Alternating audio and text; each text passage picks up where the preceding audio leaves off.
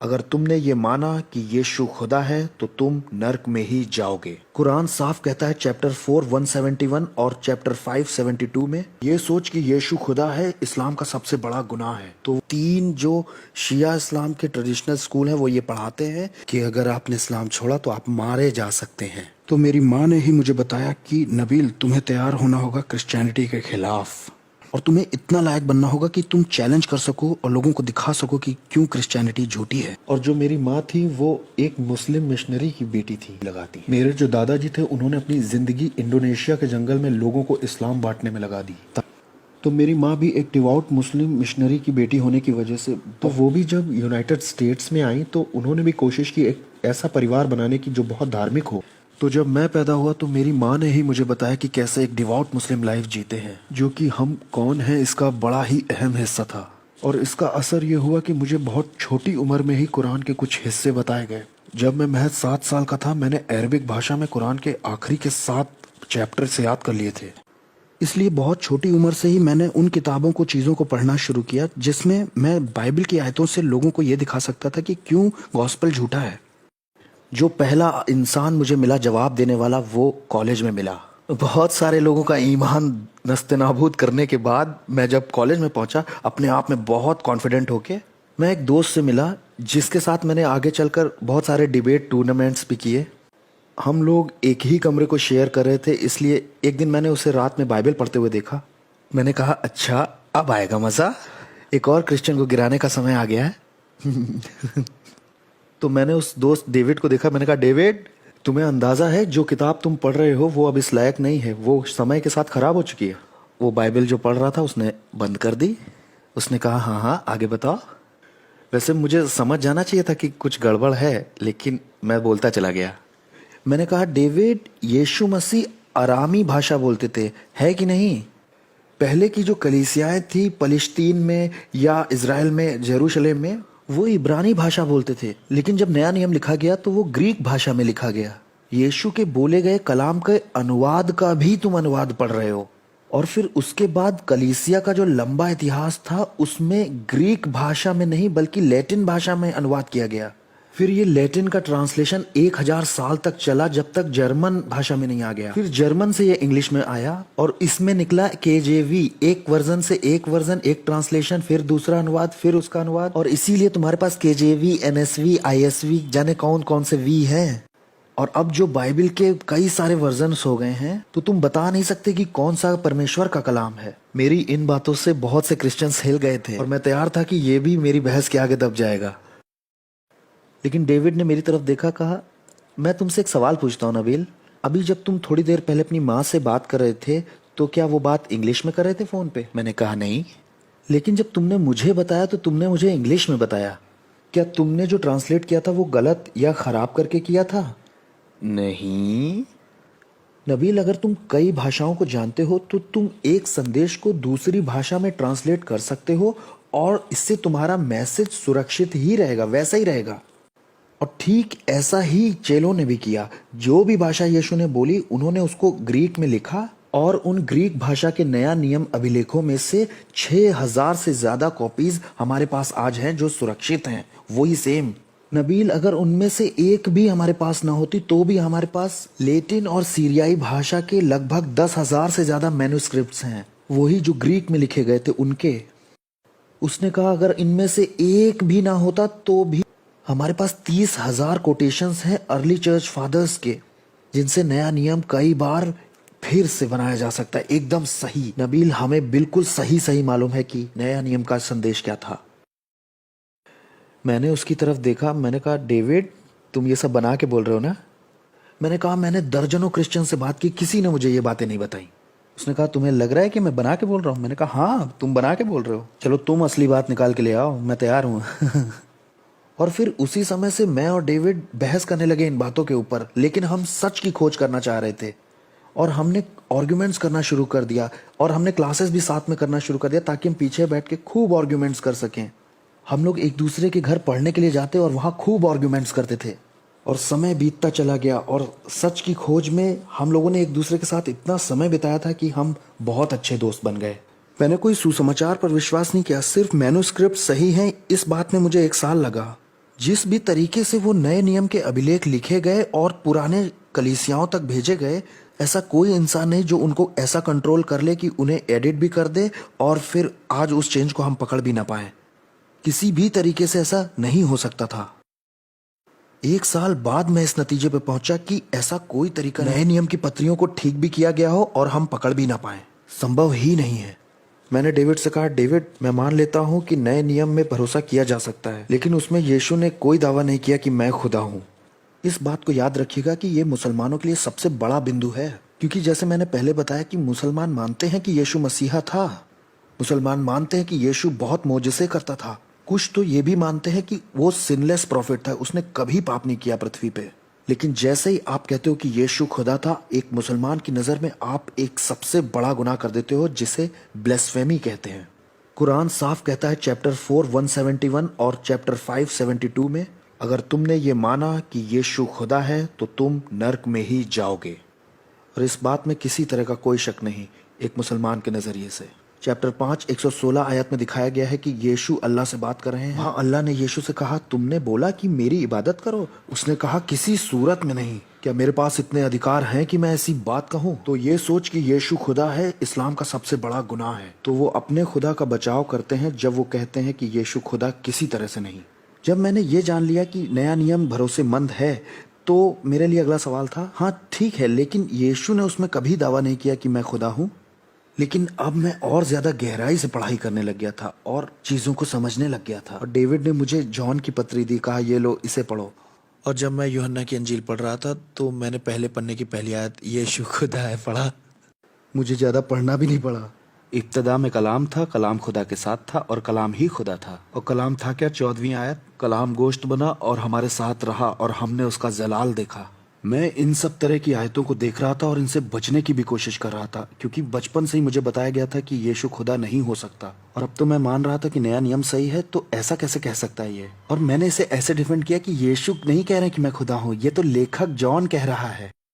जब आप यूहन्ना का गॉस्पेल आगे पढ़ते हैं तो आप पाते यीशु कह रहे हैं यूहन्ना 8:58 में, जब कुछ यहूदियों ने कहा कि तू अभी 50 साल का भी नहीं है और तू ये दावा कर रहा है कि तूने अब्राहम को देखा है। और यीशु का जवाब था, आमेन आमेन, इससे पहले कि अब्राहम पैदा हो, आई एम, मैं हूँ। अगर आप मुसलमान हो तो आपको ये टर्म आई एम, मैं हूँ के बारे में कुछ नहीं मालूम। और तब आपको कोई एक्सोडस 3:14 बताए, जहां पर खुदा ने मूसा से कहा है कि उसका नाम अनाहू है, मैं हूं, आई एम। तब आपकी समझ खुलेगी कि यीशु क्या कह रहा है अपने बारे में। यहाँ कोई कहता है कि तू 50 का भी नहीं है और तूने अब्राहम को देखा है। यीशु कहता है मैं इटरनली एग्जिस्ट करता हूँ, अब्राहम के पैदा होने से भी पहले। हाँ, वो मूसा के खुदा का नाम ले रहा था। ये तो उसने बिल्कुल साफ कर दिया। यहाँ कोई मुसलमान अगर मुझे सुन रहा है और वो ये कहे कि मुझे इतना कन्विंसिंग अभी भी नहीं लग रहा है, तो जॉन 20:28 में देखो, जब किसी ने यीशु से कहा कि तू खुदा है, यीशु का रिस्पांस, फाइनली समझ गए, थोड़ा समय लगा। फिर मेरा ये रिस्पांस था कि छोड़ो यूहन्ना की अंजील को, क्योंकि ये तो बहुत बाद में लिखा गया, इस पे भरोसा नहीं किया जा सकता। मैं पहली अंजील में देखूंगा जो सबसे पहले लिखी गई, उसमें क्या यीशु ने यह दावा किया कि मैं खुदा हूँ। सारी बातें समझाने का समय तो अभी नहीं है मेरे पास, लेकिन मैं आपको ये बताता हूँ कि मरकुस की अंजील जो पहला गॉस्पेल लिखा गया था, उसमें एक कॉम्बिनेशन है 1462 में। और सिर्फ इसी एक आयत में ही यीशु ने पुराने नियम के 2 नहीं 3 रेफरेंसेस दिए हैं, जहां उसने कहा मैं मूसा का खुदा हूँ, दानियल का खुदा हूँ और दाऊद का खुदा हूँ। और ये उसने इतना साफ तौर पे कहा कि हाई प्रीस्ट जो था उसने अपने कपड़े तक फाड़ दिए और कहा तुमने ये ईश निंदा सुनी, अब हमें क्या करना चाहिए। और यही तो वो कारण था कि उन्होंने फैसला किया कि उसे क्रूस पे चढ़ाना चाहिए। और वो ऐसा कर भी सकते थे, लेकिन तब जब वो खुदा नहीं होता तब। तो यीशु ने ये दावा किया था कि मैं खुदा हूँ। अब सोचिए कि मेरे दिमाग में क्या चल रहा होगा। मैं एज अ मुस्लिम इस कंक्लूजन पे पहुंच गया कि नया नियम सही है, और इस न्यू टेस्टमेंट में यीशु दावा भी कर रहा है कि मैं खुदा हूँ। और ये बात ये बताती है कि आज तक मैंने जो कुछ भी इस्लाम के बारे में सीखा वो सब झूठ था। हमें तो यीशु का आदर करना चाहिए, और यहाँ मेरे पास प्रमाण है कि वो खुदा है। मैं क्या करूँ? एक तरफ इस उथल पुथल से मैं परेशान होता जा रहा था और दूसरी तरफ मैं डेविड से आर्ग्यूमेंट्स करता ही जा रहा था।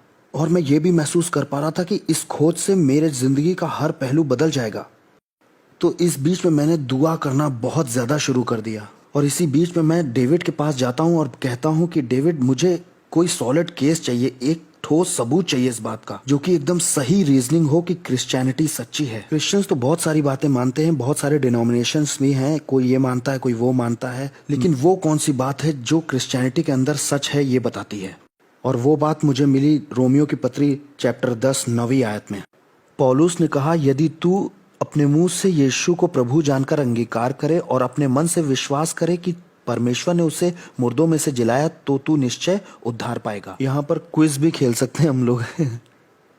मुंह से अंगीकार कर कि यीशु प्रभु है और खुदा ने उसे मरे हुओं में से तो तू उद्धार पाएगा। पहला उसका खुदा होना जरूरी है, दूसरा उसका क्रूस पर मरना जरूरी है, तीसरा उसका जिंदा होना जरूरी है, जिससे क्रिश्चियनिटी सच्ची हो जाएगी। वैसे ये बड़ा रोचक केस था। जब मैं इन सब बातों से जूझ रहा था उस वक्त मैं एक मेडिकल स्टूडेंट था जो कि 4थे साल में था। मेरा बहुत सारा समय वहां जाता था साइकाइट्रिक वार्ड में, मतलब मैं वहां काम करता था। जब मैं वहां पर काम कर रहा था तो वहां बहुत से लोग मेरे पास आते थे जो कहते थे कि भ्रम और सनक में कि नबील मैं खुदा हूँ, और मेरा उनको ये रिस्पॉन्स होता था, आओ तुम्हारे लिए हमारे पास अलग कमरा है, अंदर आओ जरा। तुम खुद को खुदा कहो, इसका मतलब तुम्हें इलाज की जरूरत है। और यही पहली सेंचुरी में भी था। किसी ने अगर खुदाई का दावा किया तो इसका मतलब वो पागल है। लेकिन अगर वो आदमी ये कहता है कि रुको, इंतजार करो और ध्यान देना कि मैं मार दिया जाऊंगा और मैं मरे हुओं में से 3 दिन बाद जिंदा हो जाऊंगा और ये मेरा सबूत होगा तुमको कि मैं खुदा हूं, और ये अगर बात है तो यही बात सबसे ज्यादा ध्यान देने वाली और देखने वाली है।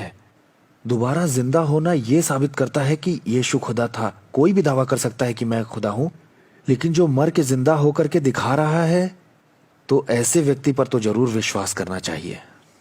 अब सवाल यह है कि क्या कोई एविडेंस है कि यीशु मरे हुए में से जी उठा? कोई अगर और सवाल करना चाहता है इस बारे में तो क्वेश्चन आंसर राउंड में हम इस बारे में और बात करेंगे। लेकिन जब मैंने जांच पड़ताल की यीशु की मौत के चारों तरफ के एविडेंस को देख करके, तो मैं इस नतीजे पर तो पहुंचा था कि सारे सबूत इस ओर इशारा करते हैं कि यीशु मरे हुए में से तो जिंदा हुआ था। ये एक बड़ी गहरी और गंभीर बात है, क्योंकि मुसलमान होने के नाते कुरान आपको यीशु के क्रूस पर मारे जाने को ही यकीन नहीं करने देती। कुरान सूरा अन-निसा में ऐसा कहती है, चैप्टर 4 157 आयत में, ना ही वो मारा गया और ना ही क्रूस पर चढ़ाया गया, बल्कि उन्हें ऐसा दिखाई पड़ा। तो कुरान इनकार करती है यीशु के क्रूस पर मारे जाने से। अगर आप यीशु के क्रूस पर मारे जाने के इतिहास को पढ़ते, मैं ये नहीं कह रहा हूं कि क्रिश्चियंस ने यीशु के मारे जाने को पढ़ा है। एथियस्ट, स्केप्टिक्स और एग्नोस्टिक्स स्कॉलर्स ने भी, जैसे पॉल फेडरसन, मार्कस बॉर्ग और बार्क एरमन, ये लोग क्रिश्चियन नहीं थे, लेकिन फिर भी इन्होंने कहा कि एक बात तो यीशु के बारे में तय है कि वो मरा था, क्रूस पर चढ़ाकर पोंटियस पिलातुस के राज्य में। ऐतिहासिक तौर पर यीशु की मौत इकलौता ऐसा ठोस सबूत है जो उसकी जिंदगी के बारे में है, जो कुरान के सच का सामना करता है। और मुसलमान होने के नाते सबसे ज्यादा मुझे इसी बात से लड़ना पड़ा। और भी प्रमाण थे जो उसके मरे हुओं में से जी उठने के बारे में बताते हैं। अगर आप पढ़ना चाहते हैं तो गैरी हैबरमस और माइकल लिकोना की किताब the case of the resurrection of Jesus को जरूर पढ़िए। तो मैं उस केस को देख रहा था जिसमें यीशु ने खुदाई का दावा किया और क्रिश्चियनिटी खड़ी हो गई। वैसे डेविड और मेरी दोस्ती को 3 साल लगे थे इस मोड़ तक आने के लिए। ये कोई एक रात में होने वाले सवाल जवाब नहीं थे। जब डेविड और मैं बड़ी मर्दानी जगह से लौट रहे थे, लौटते वक्त डेविड ने मुझसे पूछा, नबील तुम इसे बहुत लंबे समय से देख रहे हो, किस जगह पर तुम्हें लगता है क्रिश्चियनिटी का ये केस झूठा है? 0 से 100 तक बताओ। 0 बिल्कुल झूठ और 100 बिल्कुल सच। तब बताओ क्रिश्चियनिटी का ये केस कहाँ है तुम्हारी नजर में? मैंने कहा सारे क्राइटेरियाज को सोचने के बाद 99% यीशु क्रूस पर मारे गए थे। 90% श्योर हूँ कि उसने खुदाई का दावा किया। 90% कि वो मुर्दों में से जिया। डेविड 80 से 85%। और फिर जो स्मूदी उसने पी थी वो मुंह से बाहर निकलने वाली थी और बिल्कुल अच्छा नहीं था, क्योंकि गाड़ी तो मेरी थी। उसने कहा, नबील तो तुम गॉस्पेल को मान क्यों नहीं लेते फिर? मैंने कहा, डेविड क्योंकि मैं 100% श्योर हूँ इस्लाम में। चाहे क्रिश्चियनिटी का केस 80 to 85% सही लग रहा हो, लेकिन इस्लाम का केस अभी भी बहुत मजबूत है। उसने मेरी तरफ देखा, कहा, नबील अभी तक तुमने इस्लाम के केस को क्रिटिकली नहीं देखा है। मैंने कहा, मुझे मालूम है। मैंने कहा, मैं पक्की तौर से जानता हूँ। मैं बचपन से इस्लाम के एविडेंस को सुनता आया हूँ, कुरान के एविडेंस को जानता हूँ। मैं पक्की तौर से कहता हूँ इस्लाम सच्चा है। उसने कहा, आओ इसका भी टेस्ट करते हैं, लेकिन सबसे क्रिटिकल चीज ये है, लेकिन इसका भी टेस्ट उसी डिग्री से किया जाएगा जैसे तुमने क्रिश्चियनिटी जांची। शर्त यह है कि तुम्हें ईमान के बिना इसे जांचना होगा और हिस्टोरिकल तौर पर जांचना होगा। और तब मुझे बताओ कि क्या नतीजा। और मैं तो बड़ा कॉन्फिडेंट था, मैंने कहा ठीक है, नो प्रॉब्लम। और मैंने वो उसी लेवल से अविश्वास के साथ उसे जांचा। मैं थोड़े कम शब्दों में बता रहा हूँ, लेकिन मुझे ये पता चला, मिसाल के तौर पर यूहन्ना का जो गॉस्पेल है उसके बारे में मैं बहुत ज़्यादा स्केप्टिकल हो रहा था, क्योंकि यहाँ पे मैं गलती ढूंढने वाले स्कॉलर्स के नज़रिए से बता रहा हूँ, क्रिश्चियंस के तरीके से नहीं। ये बताते हैं 60 से 70 साल बाद यूहन्ना का गॉस्पेल लिखा गया यीशु की मृत्यु के। इसीलिए मैं भी क्रिटिकल हो रहा था यूहन्ना के गॉस्पेल के लिए। पहली बार जो मोहम्मद की ज़िंदगी के बारे में किसी ने लिखा है वो लिखा है 150 साल बाद मोहम्मद की मौत के। और जिस इंसान ने वो लिखा था वो किताब तो खो चुकी है, हमारे पास एक इंसान है जिसने उस किताब के कुछ हिस्से को बचा लिया था। उस इंसान ने ऐसा कहा है कि मैंने इस किताब का थोड़ा सा ही हिस्सा बचाया क्योंकि आगे का जो हिस्सा था वो सच नहीं लग रहा था। तो पहला जो एविडेंस था मोहम्मद के लाइफ का, वो बहुत बहुत बाद में आता है यीशु का जो एविडेंस उसकी लाइफ के बारे में दिया है उससे। और जो इंसान उसे बचाता है वो क्लेम करता है कि ये अनरिलायबल लग रहा है। और मैंने शुरू कर दिया अगल बगल रख के कंपैरिजन करना, कुरान का क्या इतिहास है बाइबल के कंपैरिजन में, मोहम्मद की जिंदगी कैसी दिखाई दे रही है। मुझे तो बचपन से आज तक यही बताया गया कि मोहम्मद आज तक का सबसे ज्यादा अमेजिंग आदमी था। मुझे बताया गया कि वो सबसे अच्छा राजनेता था, मोहम्मद राजदूत भी था, बहुत अच्छा नीतियां बनाने वाला, एक बहुत अच्छा सेनापति भी था, एक बहुत अच्छा शौहर, औरतों के हक की लड़ाई लड़ने वाला और गरीबों का बचाने वाला। कुछ इस तरह का मोहम्मद मुसलमान देखते हैं और जब इज्जत करते हैं तो ऐसे मोहम्मद की इज्जत करते हैं, इतना बड़ा अजीम तरीन और ग्रेट आदमी मान के। जब मैंने इतिहास के सबूतों को उठाकर पढ़ा जो बाद में लिखे गए थे और सच नहीं लग रहे थे, वो वाले नहीं, जब मैंने देखा इतिहास में क्या कहा गया है, ये मोहम्मद जो इतिहास के पन्नों में दिया है वो बहुत अलग है उस मोहम्मद से जो मुसलमानों के दिलों में है। मैंने कहा मुझे इन दोनों में से किसी एक को ही मानना होगा। अगर मैं ईमानदारी बरतूं और डेविड के चैलेंज को सही से फॉलो करूं, हिस्ट्री के एविडेंस को क्रिटिकली देखूं, तो मुझे यकीन करना पड़ेगा कि मोहम्मद कुछ इस तरह का हुआ करता था, एक मार काट करने वाला। तो मैंने कहा कि ठीक है, मैं मोहम्मद पर भरोसा तो नहीं कर सकता, शायद मुझे कुरान के इंस्पिरेशन पर तकिया करना चाहिए, क्योंकि मुसलमानों का विश्वास है कि शहादा पर यकीन करना होगा मुसलमान बनने के लिए। शहादा ऐसा है, ला इलाहा इल्लल्लाह मोहम्मद रसूलुल्लाह, अल्लाह के सिवा कोई खुदा नहीं और मोहम्मद उसका रसूल है।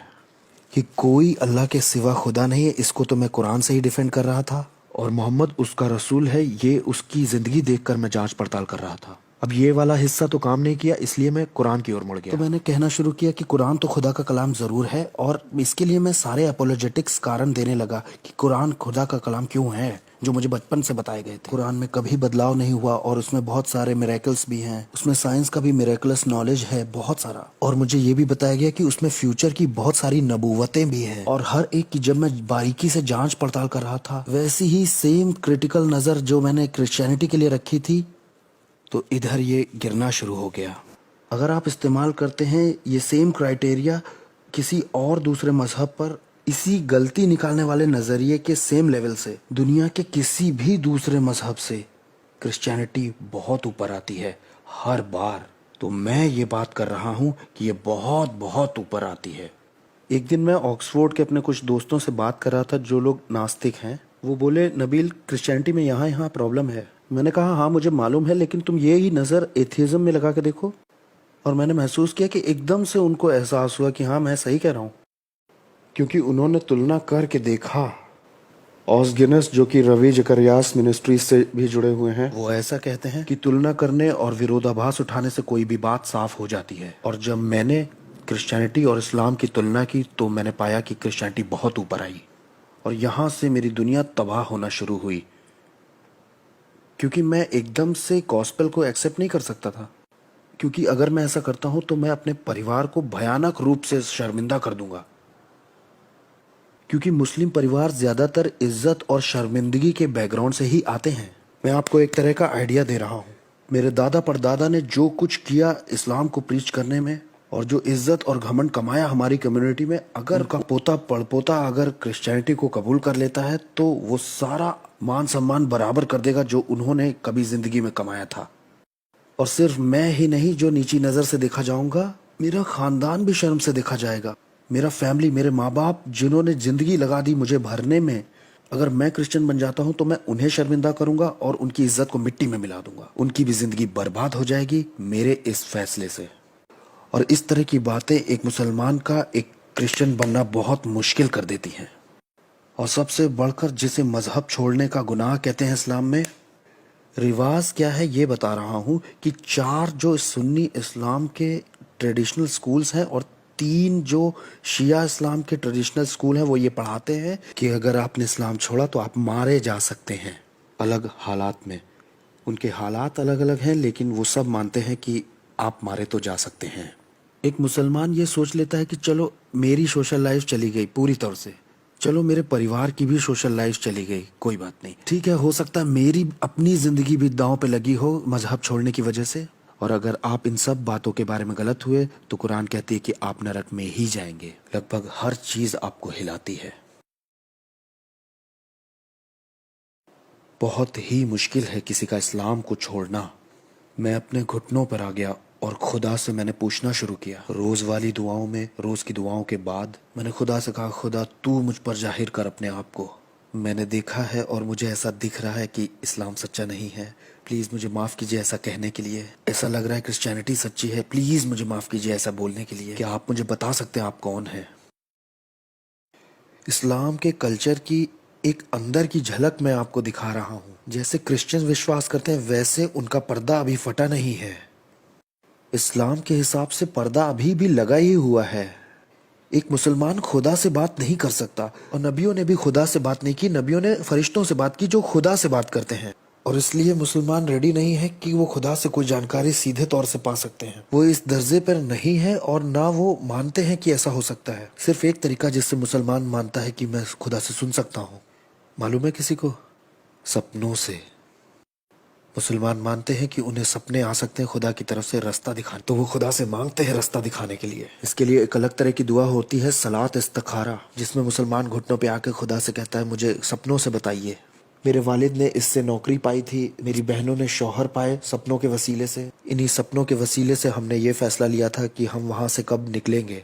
वैसे बता दूं, इनमें से कुछ सपने नबूवत के तौर पे सच भी हुए। मिसाल के तौर पे मेरी माँ और मेरे वालिद की जब शादी हुई तो उन्हें भी एक सपना आया कि वो जमीन में 4 बीज बो रही हैं, जिनमें से 2 तो बढ़कर पेड़ बन गए लेकिन 2 नहीं उगे। उन्होंने मेरी बड़ी चाची के पास जाकर कहा मुझे इस तरह का सपना आया। उन्होंने कहा मुबारक हो, तुमको खुदा ने पहले ही बता दिया है कि तुम 4 बार माँ बनोगी। उनमें से 2 तो बड़े बच्चे बनेंगे लेकिन 2 मिसकैरेज होंगे। अगर 17 साल हम आगे बढ़ा दें तो ठीक वही हुआ। मेरे पास ऐसी बहुत सी और डरावनी कहानियां, लेकिन हमारे पास शायद इतना टाइम नहीं है। ऐसा कई बार होता है, और ये होता क्यों है इसके बारे में तो कई वजहें हो सकती हैं। क्या खुदा ने सचमुच आपको ये सपने दिए या किसी और ने आपको ये सपने दिए, ऐसा बहुत कुछ हो सकता है। मेरा पॉइंट ये है कि मुसलमान सपनों से एक्सपेक्ट करते हैं और विश्वास करने के पीछे मकसद अच्छा ही होता है। तो मैंने खुदा से ड्रीम्स और विजन्स मांगे और तब मुझे एक विजन मिला 3 सपनों के अंदर। मैं दूसरे सपने के बारे में बात करूंगा क्योंकि वही सबसे पावरफुल था। मैंने क्लियर ड्रीम मांगा था और मुझे खुदा ने क्लियर ड्रीम दिया। वैसे बता दूं, मेरी दोस्ती को डेविड के साथ 4 साल बीत चुके थे, जिसमें हम क्रिश्चियनिटी और इस्लाम पे बहस कर रहे थे। इस सपने में मैं एक पतले से दरवाजे की चौखट पे खड़ा हुआ था और ये दरवाजा सिर्फ मेरे बराबर चौड़ा और मेरे बराबर ही लंबा था। इसमें सामने की तरफ एक गहराई भी थी 5 से 7 फीट की लगभग। ये ईंटों का बना हुआ गोल गुंबद जैसा रास्ते जैसा था, और जब मैंने देखा तो वो एक दावत जैसा लग रहा था जिसपे गोल टेबल पर लोग बैठे हुए थे। दावत का खाना भी वहां लग चुका था। लोगों ने बहुत अच्छे कपड़े पहन रखे थे। ये शादी की दावत जैसी लग रही थी और लोग खाने ही जा रहे थे, लेकिन उन्होंने अभी शुरू नहीं किया था। वो इंतजार कर रहे थे कि मालिक आए या बोलने वाला आए और आ करके उस दावत को शुरू करे। और मैं उस कमरे में जाना चाह रहा था क्योंकि मैं जानता था कि ये कमरा हेवन है, लेकिन मैं अंदर नहीं जा सकता था क्योंकि दूसरे वाले हिस्से पर डेविड मेरा दोस्त बैठा हुआ था।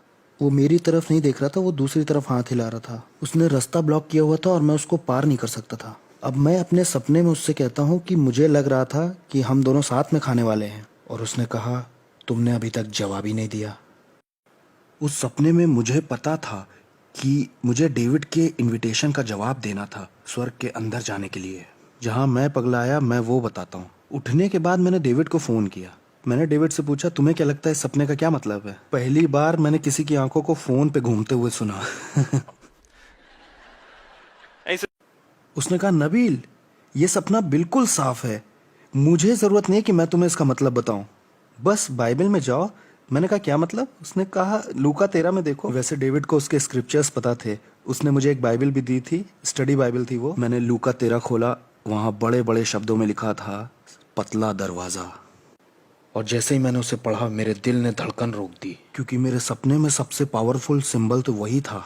और मैंने उसे पढ़ना शुरू किया। मैं छोटा करके बता रहा हूँ, वहां ये लिखा था, यीशु गांव-गांव नगर नगर होकर उपदेश करता हुआ जा रहा था। तब चेलों में से किसी ने पूछा, क्या उद्धार पाने वाले थोड़े ही होंगे? उसने उनसे कहा, उस पतले दरवाजे से अंदर जाने की पूरी कोशिश करो, क्योंकि बहुत से लोग कोशिश करेंगे लेकिन थोड़े ही जा सकेंगे।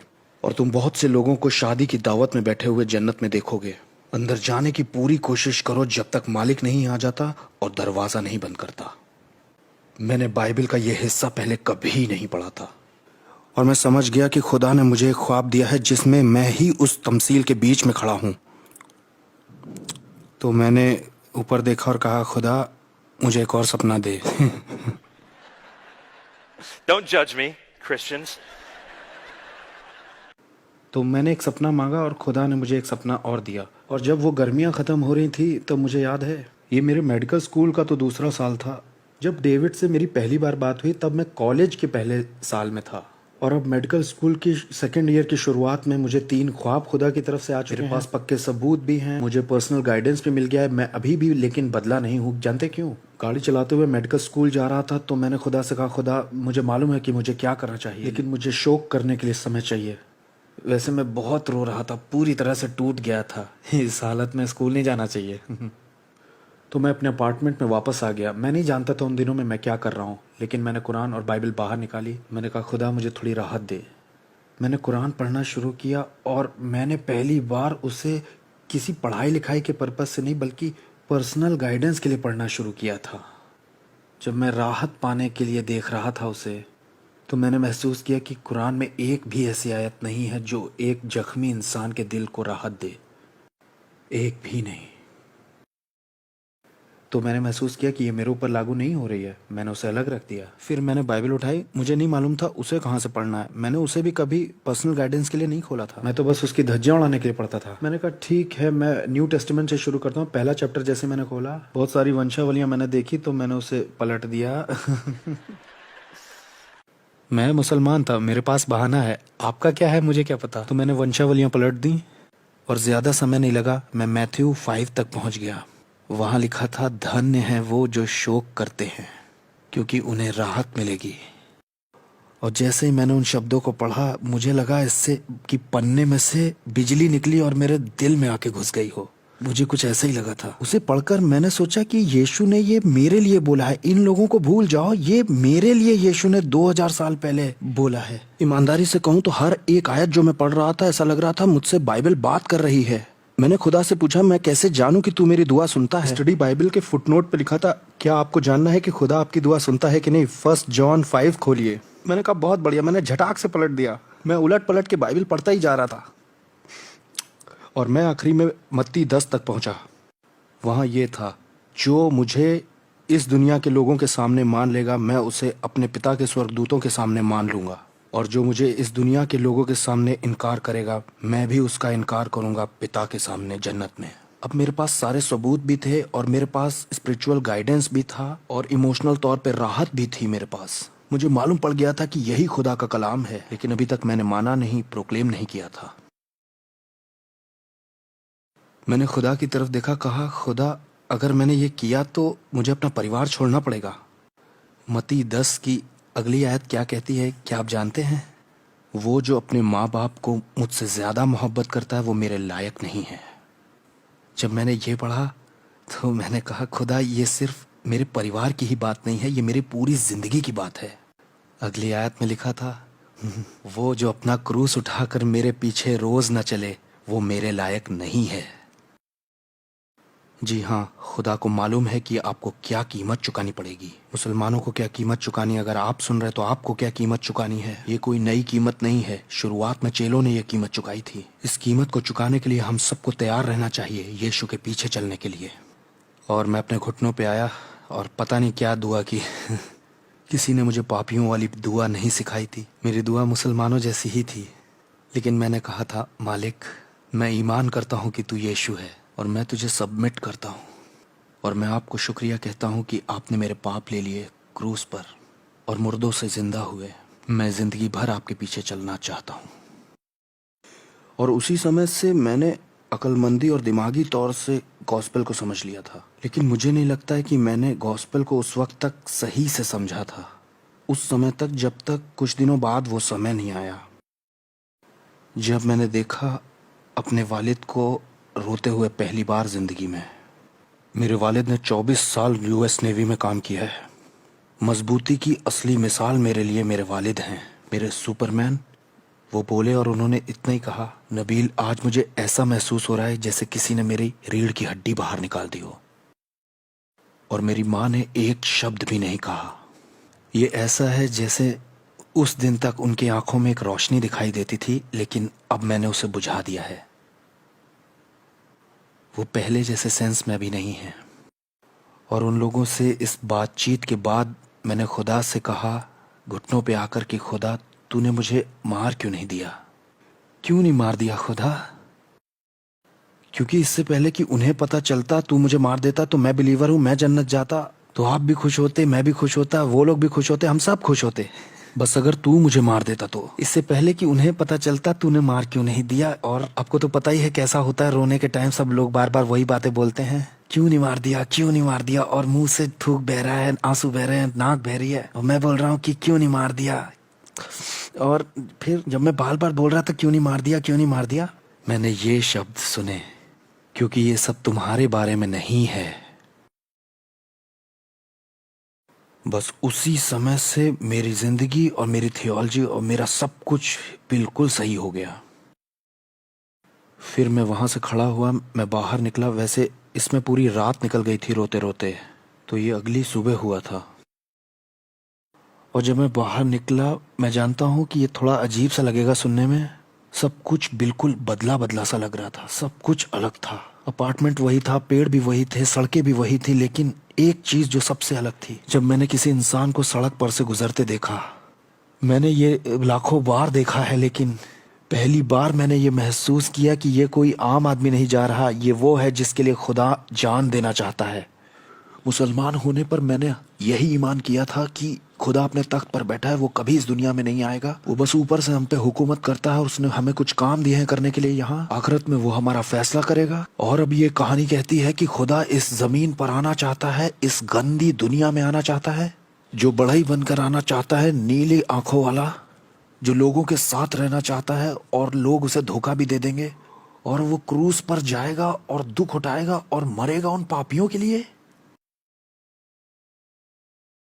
हमारा खुदा जिसने इस कायनात को बनाया है, जिसने तारों को सोचा और वो यूं बन गए, और वो खुदा मरना चाह रहा है। और उसने ये बताया है कि वो हमसे इतनी मोहब्बत करता है कि मर सकता है। और इस बात को उसने ऐसे कहा है, जैसी मोहब्बत मैंने तुमसे की है वैसी ही तुम एक दूसरे से करना। और अगर मैं किसी को सड़क पर देखूं और मैं उसे उस दिन यूं ही जाने दूं, और इस इंसान को इतनी मोहब्बत ना करूं कि मैं उसके लिए जान दे सकूं, तो कहाँ मैं यीशु के पीछे चल रहा हूं। यीशु के पीछे चलने का क्या मतलब है कि वो तो उस इंसान के लिए मरना चाहता है, लेकिन मैं नहीं, तो कहाँ मैं यीशु का शागिर्द हूं। और उस वक्त मैंने महसूस किया कि आखिर गॉस्पेल है क्या। गॉस्पेल सिर्फ यही नहीं है कि आपने उसे सुना और विश्वास किया, अगर इससे आपकी जिंदगी नहीं बदली है तो अभी तक आपको वो मिला ही नहीं। और उस वक्त मैंने ये महसूस किया कि ये खुदा हर चीज के लायक है। ये कहानी इस लायक है कि ये बांटी जाए हमारी जिंदगी से, और हमारी जिंदगी उसके हाथ में है। अगर आज हमारी मौत होती है तो वहां हमारा ख्याल रखा जाएगा, लेकिन करोड़ों नहीं अरबों लोग हैं जिनके लिए अगर हम एक एक सेकंड इस दुनिया में जीते हैं तो तभी हमें सच्ची इज्जत मिलेगी वहां। इस खुदा ने वो जिंदगी जी जो हमें जीनी चाहिए, वो मौत मरा जो हमें मरनी चाहिए। ऐसा हमारा खुदा है, और ये मेरी कहानी है।